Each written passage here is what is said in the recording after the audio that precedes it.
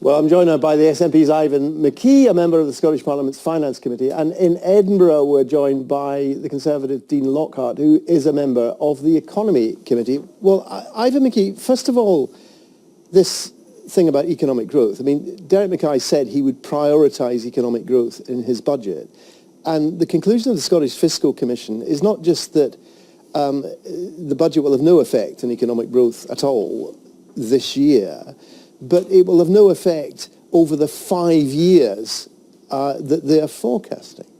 Well, I think you also had David Bell talk about the fact that these things take time and it's a longer time frame you need to look at.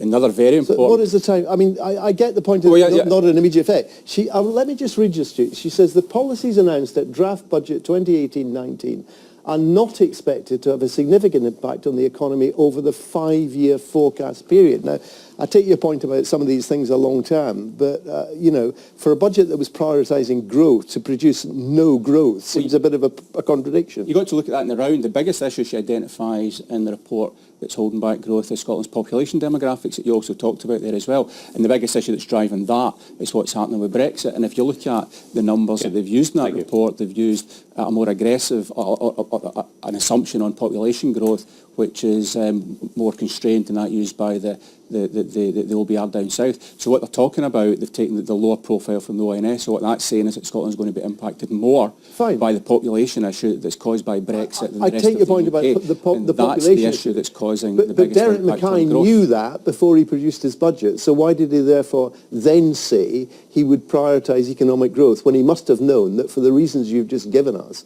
actually his budget wouldn't have any effect on it? Well, that's not true, because if you look at the situation, unfortunately we don't have any control over Brexit. If it was up to us, we'd be staying in the single market and we were driving Scotland's population growth through that mechanism. But unfortunately that's not open to us. What the budget did, and if you look at the quotes from business leaders and the CBI and the FSB and the Scottish Chambers of Commerce, they're all welcoming what's been done, the steps that have been taken to help stimulate growth, be that round about the business rates only going up by... but it's not going to have any effect according to the fiscal... Well, I think that the question is, if you've got to look at it in the round, and if we hadn't done those things... So when you say look in the round, you mean... If we hadn't done those measures, then the situation would be worse. That's absolutely the case. Oh, so and that's what you're hearing. You're hearing business leaders...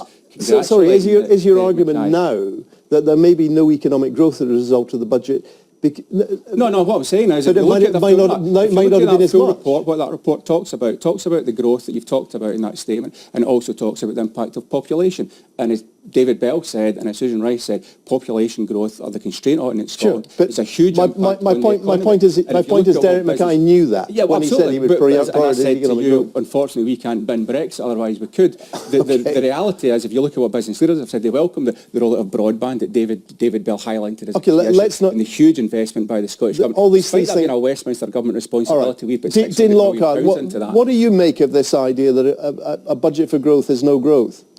Well, it's interesting. Ivan McKee says these things take time. The SNP have had 10 years to grow the Scottish economy, and over that 10-year time, the Scottish economy has consistently underperformed. Now, on the budget, what Lady Rice said was that low productivity was one of the key drivers of the lower forecast for the next 5 years.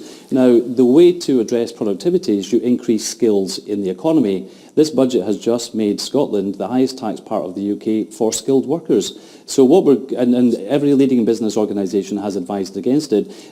So what we're going to see is the skills gap worsening, and that will have a cumulative impact on productivity. So there's a downward spiral happening. But hang on, if Ivan McKee is contradicting what Susan Rice said, then you are contradicting what Susan Rice said, because the Fiscal Commission came to the conclusion that the relatively small increases in tax would not have the deterrent effect that you've just described.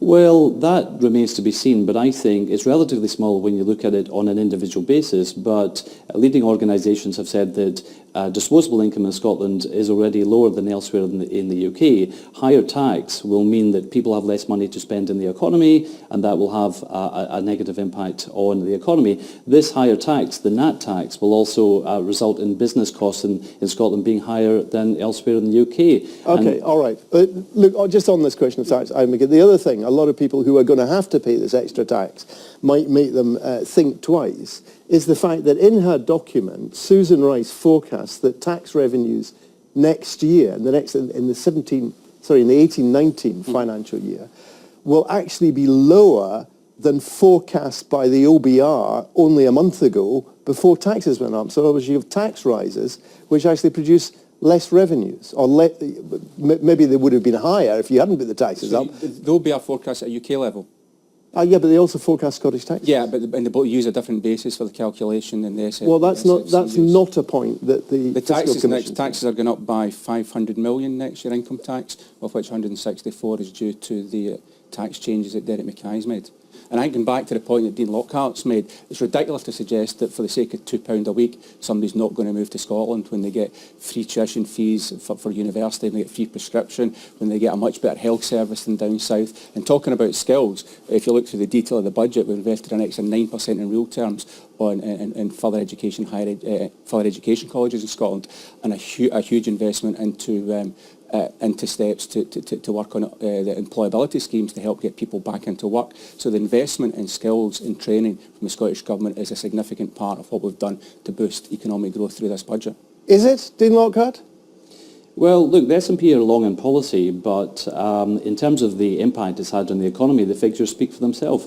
The 5-year forecast is for economic growth in Scotland to be below 1%. Yeah, well, but hang on, just to be clear, I think the point the SFC is making is that tax revenues will be lower than were expected by the OBR a month ago, not because the Scottish Government has put up taxes. It seems to be mainly a reflection of their forecast for lower than expected economic growth. That in a way has more effect than what you do with the tax rates. Gordon, I completely agree, and that's why our absolute priority is to grow the economy, because if over the next 5 years growth in Scotland could match the UK, then public spending in Scotland would have an extra £2 billion.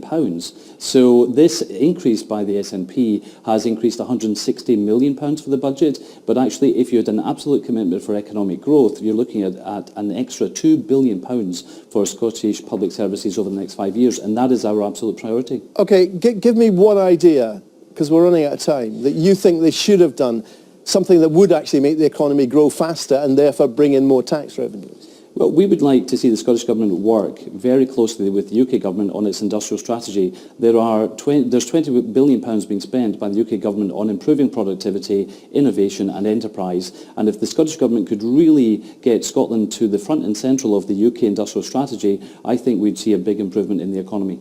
Okay, Luke, you're defending the SNP, but you're a former business person. You could have ideas of your own. If they called you in and said, one thing we could do that we haven't thought of, what would you say? Well, I think from a business point of view, the issues around about skills availability, which I've talked about, infrastructure, we've talked about investment in broadband and talk about investment in transport infrastructure is critical over the coming period, and that's happening.